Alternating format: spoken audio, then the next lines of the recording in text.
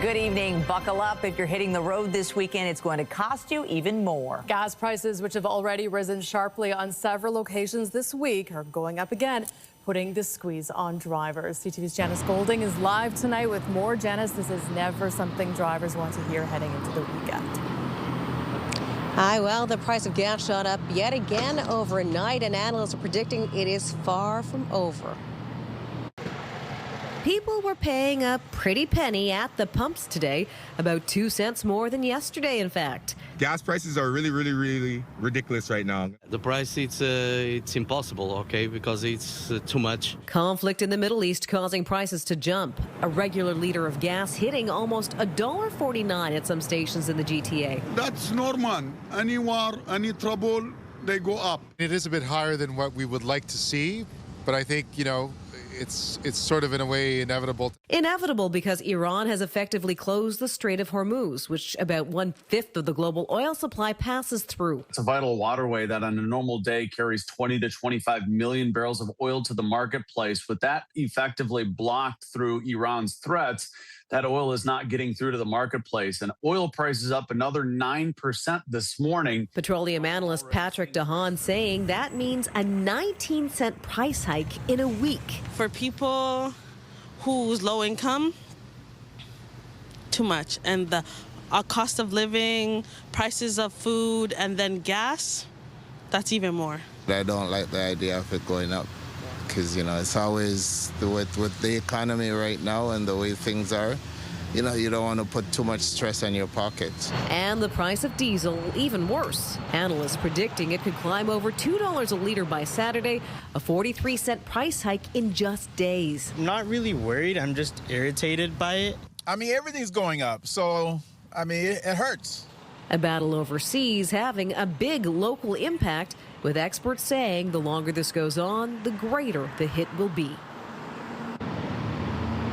A word to the wise? Well, fill up as soon as you can because analysts are predicting another price hike over the weekend of anywhere between 5 and 15 cents a liter. Reporting live, I'm Janice Golding. Now back to Natalie. Okay, thank you, Janice. Well, gas prices may be rising, but the Leafs are tumbling down in the standings. The trade deadline has now passed. We'll tell you what moves were made and what it could mean for Toronto's team.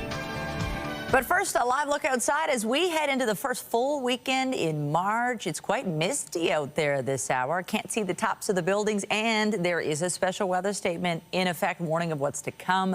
Lindsay Morrison is here to tell us all about it. And Lindsay, it's definitely dampening all that excitement over the double-digit warm-up we've been waiting for. Yeah, unfortunately, there is a trade-off, Michelle, when it comes to Saturday being warm. It's also going to be wet and windy, and your Friday night a little soggy and potentially a little stormy. We're watching on the satellite and radar some wet weather moving closer to the GTA, and there could be some embedded thunderstorms within this through the evening and overnight hours tonight. Throughout tomorrow, we are under a special weather statement here in the city of Toronto, warning of the falling rain and the melting snow. Rainfall warnings are in effect for areas north of the GTA where 40 millimeters of rain or more could start to fall. The warm-up is underway across southwestern Ontario. It is 7 degrees right now in Windsor, but we are still holding at the freezing mark in downtown Toronto and at Pearson Airport. Easterly winds, which are expected to strengthen. There's your evening, and here's your overnight with the temperature continuing to rise. We're going to take a full look at your weekend weather forecast. Lots to talk about, including some warmth and eventually some sunshine. It's all ahead. For now, Natalie, over to you. Okay, thank you, Lindsay. Well, it wasn't quite a fire sale, but the Toronto Maple Leafs made some last-minute moves before today's NHL trade deadline. The team hoping to turn things around, not for this season, but for the future. CTV's Mike Walker is live with more on the moves the team made and how fans are feeling about it all. Mike. Well, Michelle, many in Leafs Nation are still trying to wrap their heads around how a team that was Stanley Cup contenders a year ago ended up becoming sellers at the trade deadline. But after weeks of speculations, fans are not surprised by the moves made today that included trading 2 pending free agents. So let's break down these trades.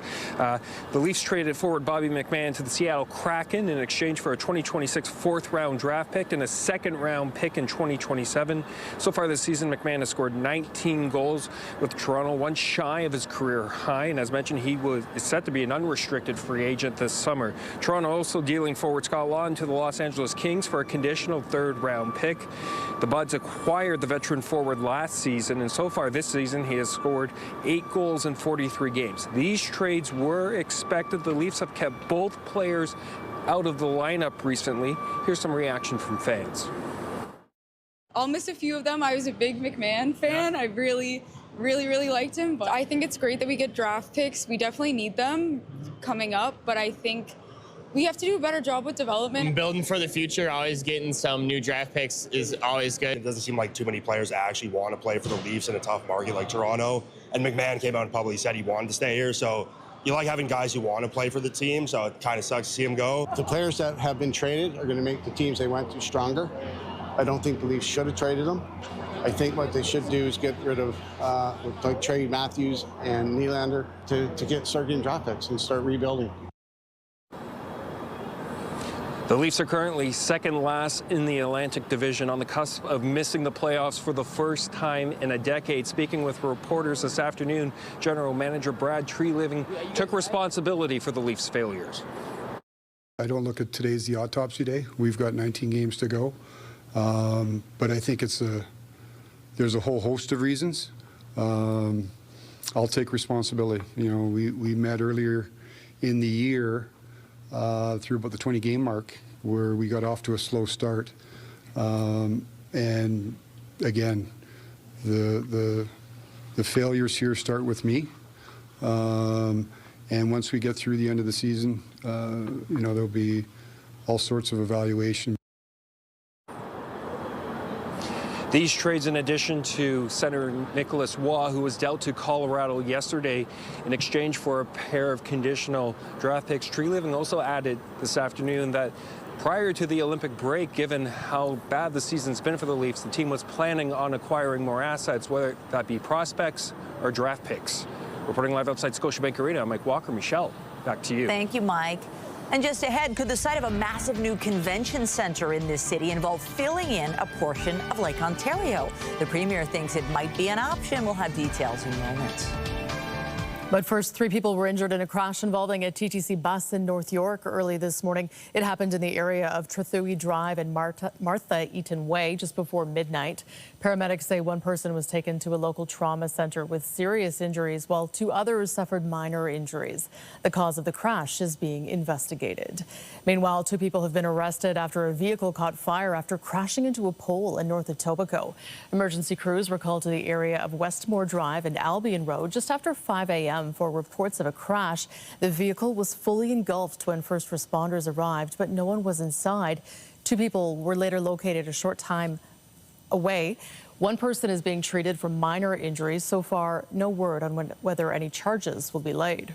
Police are searching for a driver who collided with an Eglinton Crosstown train today, derailing service on part of Line 5. The crash happened shortly before 10:30 a.m. between Sloan and Pharmacy Avenues, temporarily suspending service in the area. Police say the driver who struck the LRT left the scene, and they do not have a vehicle description at this point. No injuries were reported. The Superior Court Justice hearing Frank Stronach sex assault trial says she will be entering a not guilty verdict on 3 charges related to 2 complainants. The decision came during legal arguments in court this afternoon. No witnesses were called today, but the Crown and defense argued over whether or not evidence given during the Crown's case was enough to satisfy the charges. Justice Anne Malloy then indicated her verdict on 3 charges, 1 of attempted rape, 1 of sexual assault, and 1 of forcible confinement, would result in not guilty verdicts. There were also arguments about 1 other sexual assault charge, which could be downgraded to assault based on Malloy's finding for what year it happened. The trial continues Monday, with the defense expected to call its first witness. Stronach has pleaded not guilty to all charges. We're learning more about the history of one of the high-ranking Toronto police officers who was charged in Project South, the sweeping anti-corruption probe. As John Woodward reports, he has faced allegations about his dealings with confidential sources.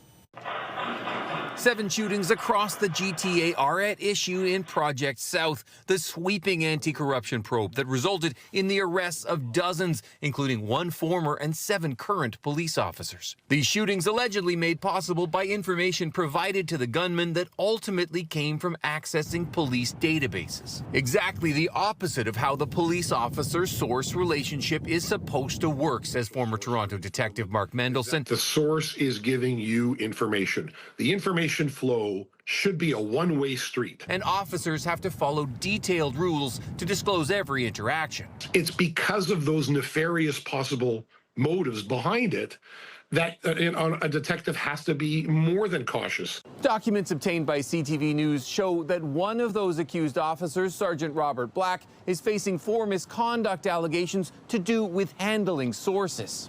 They say on numerous occasions, Black didn't fill out TPS forms on his interactions with sources, warning source management is a high-risk area of policing that requires close supervision, control, and accountability, especially from handlers. It is imperative officers adhere strictly to the policies when dealing with confidential informants due to the nature and risks involved. Saying 3 search warrants were executed based on his sourcing. Not clear whether the TPS is looking into those. Earlier this week, Toronto's Police Chief and Services Board Chair announced anti-corruption projects, the city looking into the leaks, the province's Inspector General of Policing reviewing every police force in Ontario. One of the accused ordered not to contact Gurpreet Singh, a man accused in the U.S. of working with Ryan Wedding, the former Olympian, arrested and flown from Mexico to face trafficking charges in the U.S. We've got a long road ahead in the criminal courts. Courts in Toronto processing all of the accused in Project South. On Friday, one of the people alleged to have masterminded 3 shootings,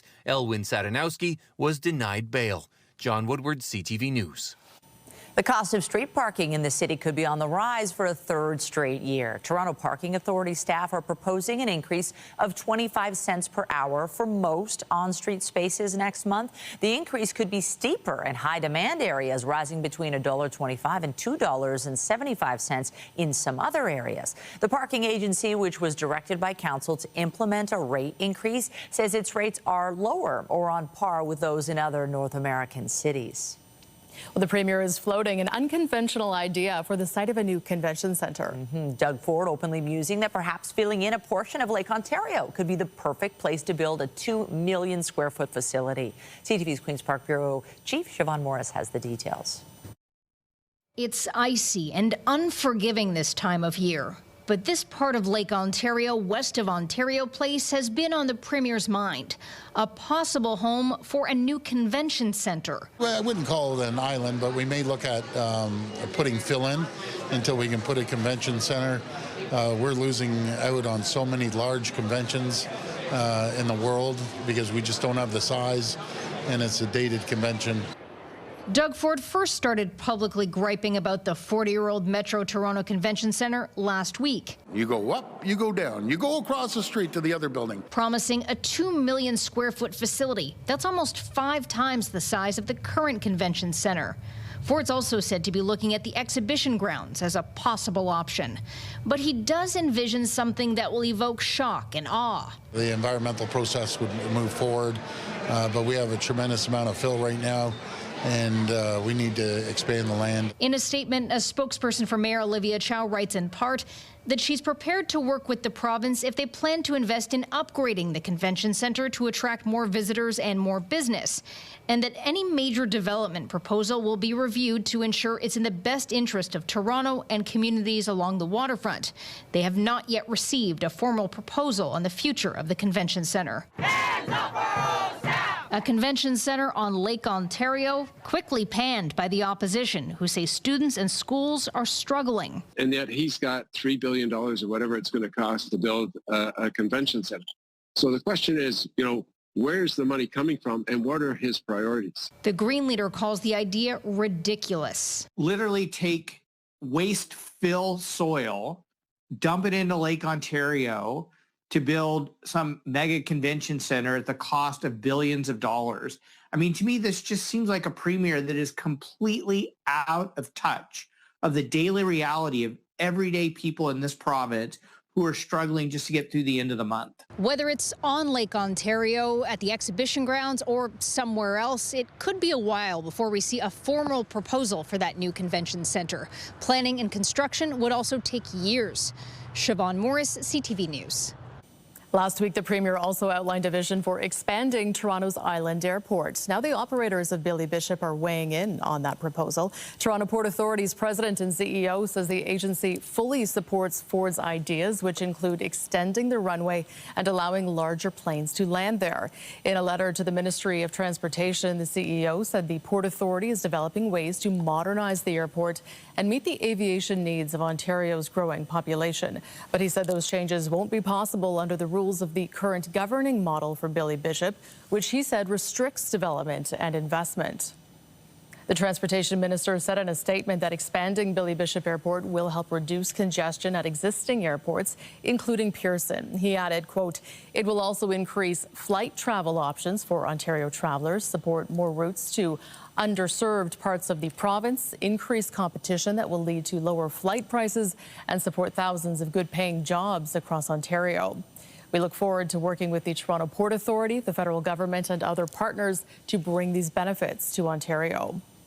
While officials consider those longer-term expansions, passengers flying to the United States out of Billy Bishop will notice one major change in the coming days. The federal and provincial ministers of transportation have set an event Monday marking the opening of the pre-clearance facility at the Island Airport. That means, just like at Pearson, flyers will go through U.S. border checks before takeoff, speeding up cross-border travel ahead of the FIFA World Cup. I know for commuters, there is a partial closure on the TTC's Line 2 this weekend. Beginning tonight at 11, trains will be replaced by buses between Victoria Park and Kennedy stations. The TTC says the closure is for planned track work. Warden Station will be closed, but all other stations will be open for customers to buy fares and connect with surface routes. Regular service is set to resume Monday at 6 a.m. A warning now that some disturbing images and details are ahead. A tourist from Ontario is facing animal cruelty charges in Las Vegas after police say he broke into the wildlife habitat at the Flamingo Hotel. In documents obtained from police, they allege surveillance and cell phone footage show a man chasing several flamingos and carrying one of the birds back to his room early Tuesday morning. They say he had attacked a different bird first and he left the flamingo. He did take with a wing injury that required stitches. Caesars Entertainment says it plans to pursue charges, and Peachy and the other birds are receiving veterinary care. Police identified the suspect as Mitchell Grant Fairbarn. Prime Minister Mark Carney is wrapping up his 9-day trip around the world, signing a new partnership with Japan. This comes as trade tensions with the U.S. loom large over Canada's dealings with other countries. CTV's Abigail Beeman reports from Tokyo.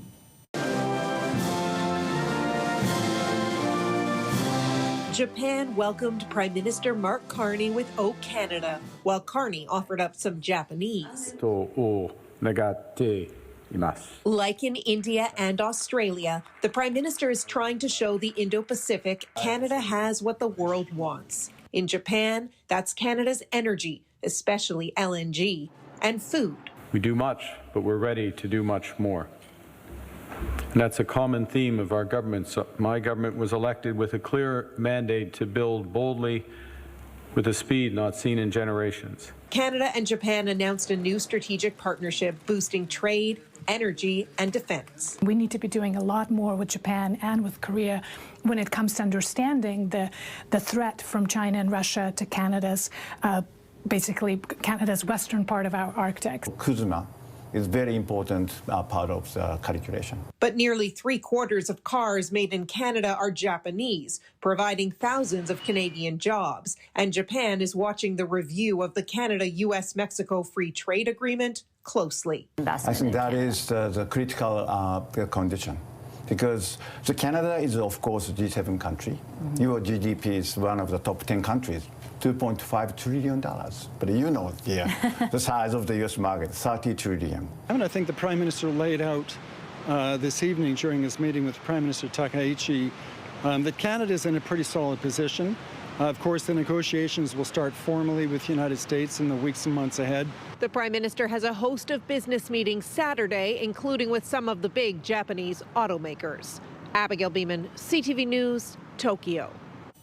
To the Middle East now, where U.S. President Donald Trump says he won't accept a deal with Iran at this stage, only unconditional surrender. This comes as U.S. and Israeli forces continue their bombardment for a 7th day as Iran targets countries around the region.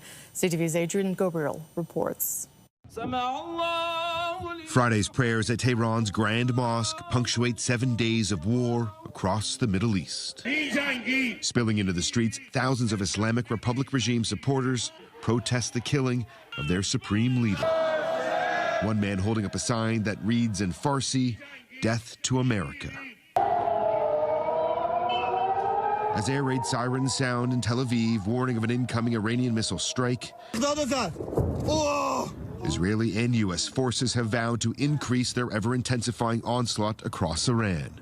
The IDF releasing this video, a barrage of bombs fired by roughly 50 Israeli fighter jets on the first day of this war. The target, an underground military bunker where Iran's supreme leader Ali Khamenei may have been killed. On the outskirts of Adana, Turkey, a group of elders hold court at this table.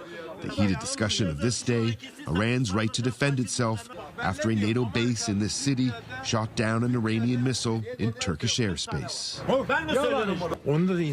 Hassan Berdogan questions, why are we spending money on war instead of helping people? Abdul Rahman chimes in saying he believes Iran has the right to hit any country that has a U.S. base. We're in southern Turkey, which borders both Syria and Iraq. Now, this neighborhood is called Anadolu. It's home to a community of refugees, many living in poverty.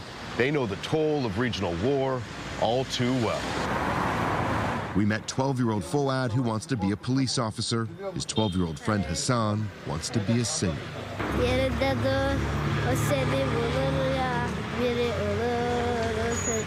Each of their families fled war in Syria. They tell us that it feels like danger has followed them since the day they were born. We are worried because it feels like everyone is dying, says young Fouad. Do you have any hope to go back to Syria? The country is our country, says Hassan. When the war is over, we will return. Though when that will be possible is anyone's guess. Are you worried for future generations in this region?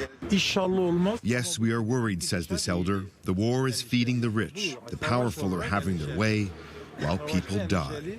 And tonight, multiple reports citing American officials who say Russia is now providing Iran with location intelligence to target U.S. assets in the Middle East. Adrian Gabriel, CTV News, Adana, Turkey. At Pearson Airport today, Canadians continue to return home from the Middle East as the government works to assist those having difficulties finding a path out. CTV's Beth Macdonell spoke with some of them about their experiences. A long-awaited hug with family at Pearson Airport after a scramble to fly home from war erupting in the Middle East. We were worried about getting home and worried about getting a flight. And every night there were missiles and alerts going on, so we're really happy to be home. Neil Danix was at a conference in Dubai. He says he booked several flights and was starting to make plans to drive through mountains to Oman before the airline secured his seat.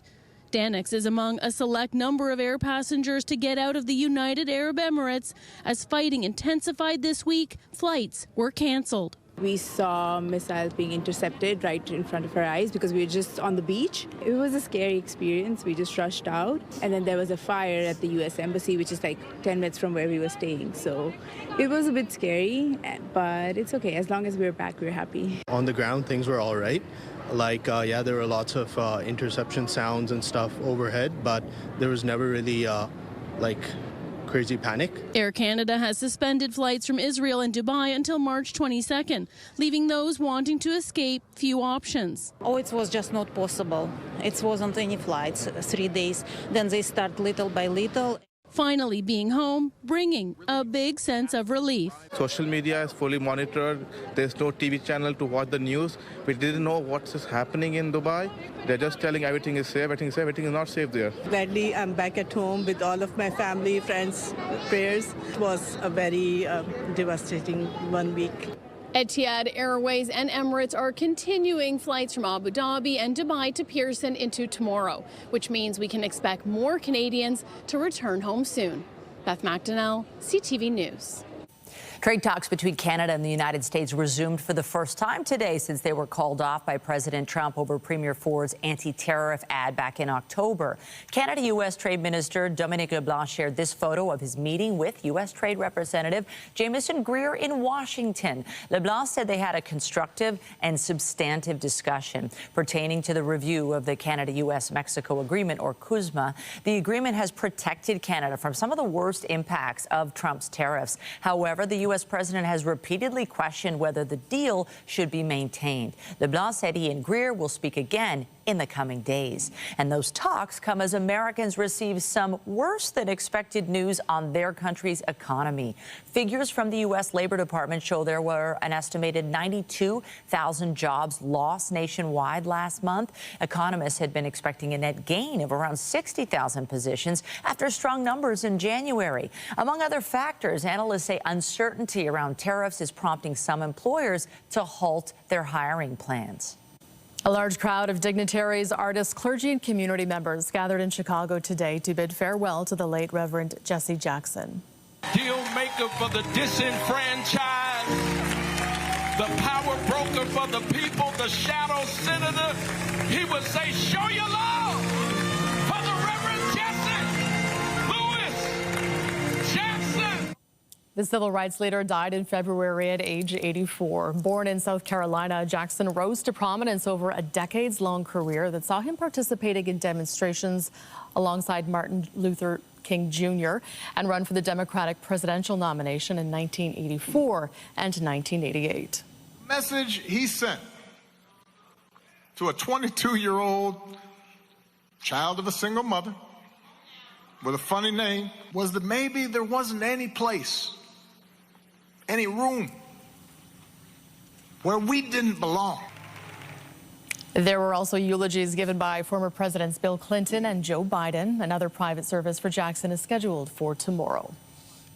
Also tonight, losing sleep over daylight saving time. As the clocks spring forward, we have expert advice to ensure the time change doesn't hurt your health.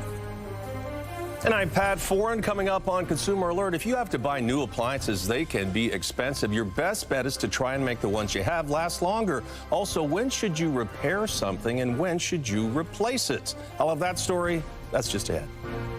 More wet weather on the way and the possibility of thunderstorms right through the day tomorrow, too. But with this, we are going to get some pretty warm weather into tomorrow. And the warmth hangs on until Monday, Tuesday. Then we see a little bit of a pattern change, not just for next week, but perhaps for the end of the month. We'll take a look at your weekend weather forecast and beyond coming up here on CTV News. Stay with us.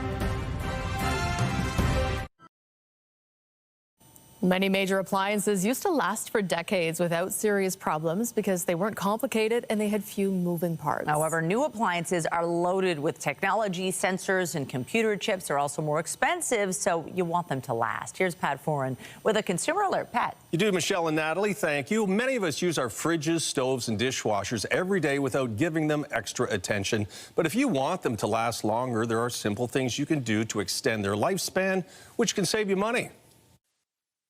If your appliances are starting to age or lose their shine, it can be tempting to want to replace them, but there are many good reasons to keep the ones you have before spending money on something new. Stores and manufacturers make it really tempting and really easy to replace your appliances, offering things like free delivery, even haul away, but in most cases, you'll save by maintaining the appliance you already have. When it comes to average appliance lifespans, refrigerators last 10 to 14 years, washing machines 8 to 12, dryers 10 to 13 years, dishwashers 9 to 10, and ovens and ranges 13 to 15 years. The more you look after something, the longer it should last.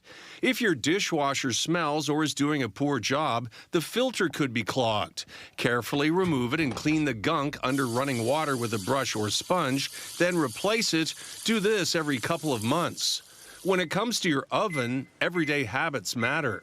One of the easiest things you can do to extend the life of your range is just tend to spills quickly. If something boils over on the stovetop or spills in the oven, wait until the oven is cool and then wipe it up as soon as you can thereafter before it becomes a bigger problem. Don't use the oven door as a shelf unless you want to pay for a new one. And don't line the bottom with aluminum foil. It can damage the heating element, which will also cost you.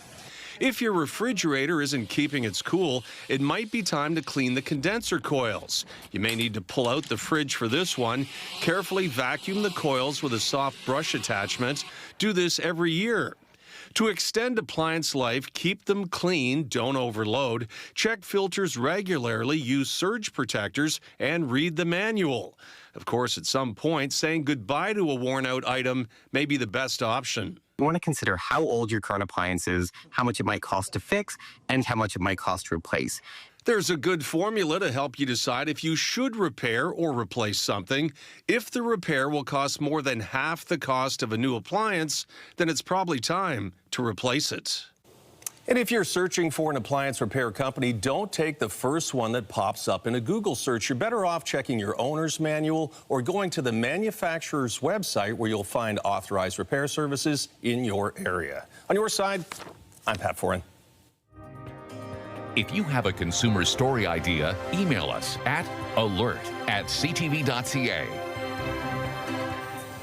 Yes, we're under a special weather statement, but there is some really good news if you're tired of all those dirty snowbanks. There's definitely going to be some melting going on this weekend. And yes, we have to spring forward and lose some time. But Sunday, I think you'll forget about it because it looks so gorgeous. Yeah, I think if we can just get through the rain in the next 24 hours or so, we'll have sunny skies for Sunday and Monday, right? So we've got sunshine in store for Sunday. The sunset time that day is going to be 7:15 p.m. So how about that? And mild temperatures mean that maybe you can fire up the barbecue or spend some time on your patio or balcony. But yes, I'm getting ahead of myself because we do have some active weather to talk about tonight.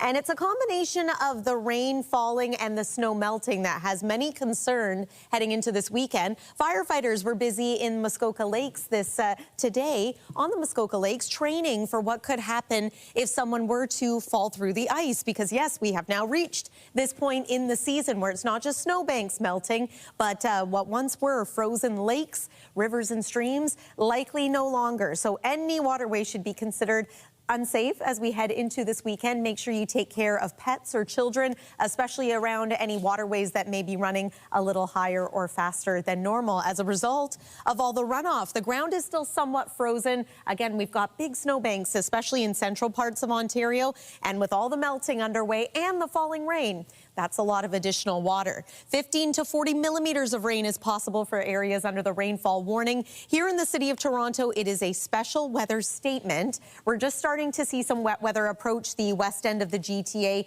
right now. We've had drizzle and fog all day long today. Hasn't been the most pleasant for spending some time outside. And now your Friday evening plans may be a little dampened as we make our way through the next several hours. We've also got the risk of thunderstorms. Saturday is going to be generally unsettled, but the showers and storms will be a little more scattered in nature.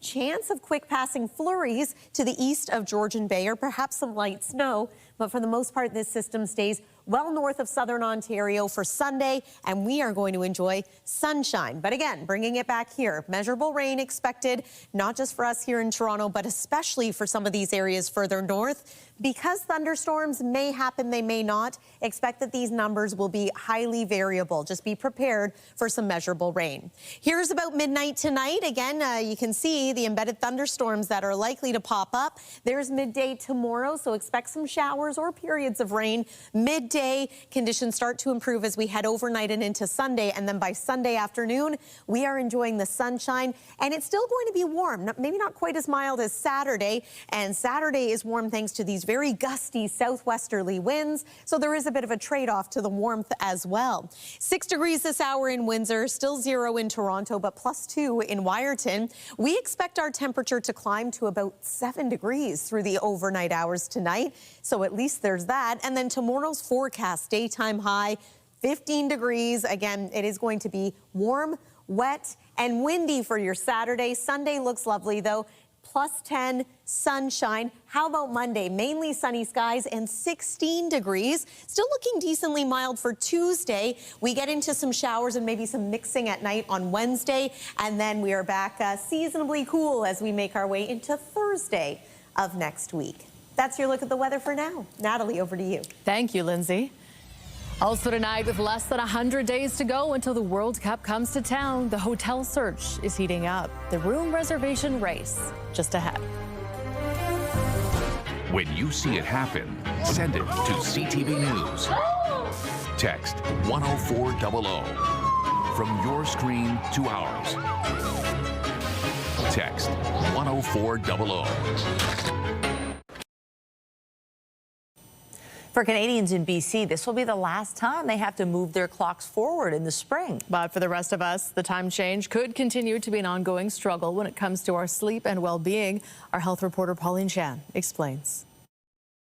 Sunday, March 8th, we move our clocks forward 1 hour as spring approaches. Basically what you're getting 6 weeks of change in one night, which is why we have trouble, accommodating. And Dr. David Greenberg says a new Leger poll shows just over 40% of Canadians report being sleep deprived, getting less than 7 hours of sleep a night, a problem exacerbated by the time change. People with chronic difficulty sleeping have issues with obesity, they have trouble losing weight, sleep apnea, high blood pressure, diabetes, all related to these metabolic things. Plus, studies suggest the time change is related to increased risk of stroke, heart attack, or even car accidents in the days immediately following. Other research shows 20 to 30% of children struggle with sleep schedules, with 30 to 40% of teens experiencing difficulties. With kids, we always want to achieve that desired wake time, those desired bedtime. So any kind of shift in normal routine can have hard effects. Alana McGinn suggests setting bedtimes 10 to 15 minutes earlier in the lead up to the time change. Make sure rooms are dark, cool, perhaps even use a white noise device. Dr. Greenberg says for those with chronic sleep debt, make sure you speak with your doctor. Many have trouble falling asleep, and there are medications to help that, but others wake up in the night, and for that, there are new drugs to stay asleep. There's orexin, which wakes you up. So what these drugs do is they block the orexin reversibly for about 7 hours. It'll take all of us about a week to adjust. Babies to kids to adults, about a week to adjust to this time change. For BC, it will be the last one, while other provinces also contemplate eliminating daylight saving time. Pauline Chan, CTV News. A new Canadian thriller is set to hit theaters this weekend. CTV's Andrea Case recently caught up with the stars of Sweetness on the red carpet. Do you think we'll get to meet him tonight? I swear I would die. The film Sweetness is a psychological thriller which promises a few laughs to break the tension when a 16-year-old superfan bumps into the object of her affection, who just happens to have an addiction problem. She thinks that she can help him. She does everything in her power to save him, and things go awry. Think of it as a modern-day Misery, but Sweetness star Kate Hallett says the artist she admires need not worry. You've relapsed, and it's okay. Where am I? We have to keep him here until he can get this out of his system. I don't know if I'd go that far. I was always really obsessed with Taylor Swift growing up. I'm super obsessed with Phoebe Bridgers, Chappell Rowan. So should they all be worried? Not from me. I would never ever do anything like that. The film's writer and director Emma Higgins says, keep an eye on Hallett. She's a star on the rise. The same could be said of Higgins, a former Much Music video director, and her work behind the camera. I wrote it almost 12 years ago. I was a music video director at the time, touring with bands across Canada and working with musicians and fans alike. So that's how I started bringing it together. And then we were lucky enough to get financing through Telefilm and Ontario Creates and the Northern Ontario Heritage Fund. He doesn't want your help. And he doesn't want you. You're wrong. Sweetness was shot in North Bay, in her opinion, the perfect small-town location. And Handmaid's Tale and Dark Matter star Amanda Brugel also joins the cast. In addition to big-budget titles, Brugel is very specific as to how she picks her projects. A couple of years ago, trying to put forward to my team, I wanted to spend a lot of time with first-time female filmmakers. I feel like it's really important, as you know, to send the ladder back down. It's really important to keep the community tight and small and champion especially other women and first-timers. Sweetness is in theaters now. Andrea Case, CTV News. After the break, Canadian athletes usher in another round of world-class competition, going for gold in Italy once again as the Paralympics get underway today. In business, the U.S. Customs Agency has now weighed in on whether Washington will have to refund billions of dollars it collected in tariffs. BNN Bloomberg's Marella Fernandez has more. The U.S. Customs Agency says it's working on a way to process tariff refunds. The U.S. Supreme Court deemed last month that the U.S. president did not have the authority to impose tariffs in most circumstances. Washington collected $166 billion in tariffs from around 330,000 importers. It wasn't made clear refunds would be issued, but the Customs Agency says it should be able to start refunds in 45 days. Here are the closing numbers for the day. The Canadian dollar is up to 73.62. West Texas Intermediate jumped almost $10 to 90.77. Western Canadian Select is also up $5 to 65.40, and the TSX lost another 526 points today. Those are your business headlines. I'm Marella Fernandez. The 2026 Paralympic Winter Games are officially underway in Italy, with the opening ceremony unfolding this afternoon. As Team Canada gears up for competition, here's CTV's John Vanavelli-Rao on the athletes going for gold. After a torch relay that saw the Paralympic flame carried across Italy, it finally made its way to the opening ceremony, where athletes from 50 countries gathered inside the iconic Verona Arena for a display celebrating the start of the 14th Paralympic Games. That'll see 50 Canadians compete, including Tyler Turner, who lost both legs below the knee because of a skydiving accident. He'll take part in para snowboarding after winning Canada's first gold in the sport 4 years ago. I can't wait. I mean, I've been ready for this for so long. It's a long wait for this one moment to go put everything on the line, and I cannot wait for that moment to come. Greatness doesn't start in the spotlight. It starts on local trails after school. As shown in this promotional video, the athletes have been training hard to compete in all sorts of events, including wheelchair curling and para-skiing. With Saskatchewan's Brittany Hudak a top medal hope, an inspiration to others, she's had her 4th Paralympic Games. And when it comes to sledge hockey, the Canadian team predicts they'll again battle Team USA for the gold after winning silver at the last 2 games. The team is being led by Ontario's Tyler McGregor, who lost a leg to a type of bone cancer. I think for us to be able to represent our sport on the global stage and inspire the next young kid who may be missing a leg or has a disability to maybe dream of one day doing the same, I think that's what success looks like. Serving as honorary captain for the Paralympic team, 6-time para-skiing medalist Mac Marcoux. I think across all 5 sports, we have a lot of athletes to keep your eye on. It's almost one of those things you can't look away because you might miss something incredible. With new heroes and new stories set to emerge over the next 9 days of competition. John Vanavelli-Rao, CTV News, Toronto. Still to come tonight, Pirouette with Purpose. Young dancers compete for scholarships as the best of ballet takes the Toronto stage. Get Toronto's top stories, breaking news alerts, and watch live. Download the CTV News app. Finally tonight, it's been called the Olympics of Ballet. The Youth American Grand Prix has brought the best young dancers from across the country to Toronto to compete for scholarships. CTV's Jessica Smith has the details. 500 dancers from ages 9 to 19 from across Canada, the U.S., and around the world are in Toronto this weekend for the Youth American Grand Prix.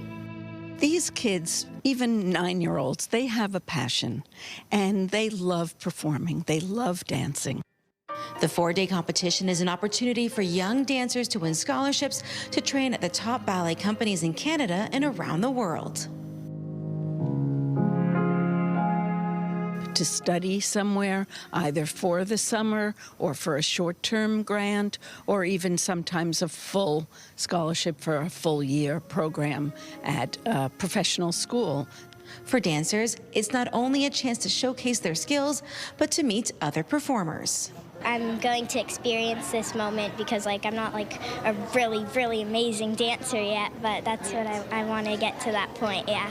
I'm only 8, so I get to do a group, and I'm just really happy that I get to because it's an amazing opportunity. And although it is a competition to win scholarships, for the students who don't place, it's an opportunity to step on a big stage.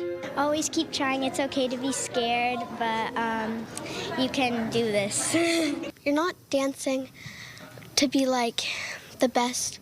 Like, just dance to be the best you can be, and only dance for yourself. Over the past nearly 30 years, roughly $5 million in scholarships have been awarded to attend the world's leading dance schools. The Youth American Grand Prix is free to watch online as young dancers from around the world look to take the next step in their training. Jessica Smith, CTV News. Wow, I kind of feel like dancing into the weekend. Fridays, yay, we've got double digits, but there's some things to be aware of. Yeah, we might be dancing or singing in the rain tonight. Maybe even some thunderstorms rumbling their way across southern Ontario this evening. One more look at what we're dealing with on the satellite and radar. So west end of the GTA, now getting into this, we are under a special weather statement in the city of Toronto. Rainfall warnings are in place north, east, and west of here. Let's talk one more time about tomorrow's forecast. Daytime high 15 degrees. It is, however, going to be some scattered wet weather and some pretty gusty winds. Sunday looks fabulous. Sunny by the afternoon and a daytime high of +10. And it's 16 degrees for Monday with some cooler air returning by about the end of next week. Michelle and Natalie. Thank you, Lindsay. That's it for us, but be sure to join Heather Butts tonight at 11 for CTV National News, followed by Zoraida Allman with your next local newscast at 11:30. In the meantime, our coverage continues anytime on CP24 and online at ctvnewstoronto.ca. For Lindsay Morrison and the whole team here at CTV News, thanks for watching and have a wonderful weekend.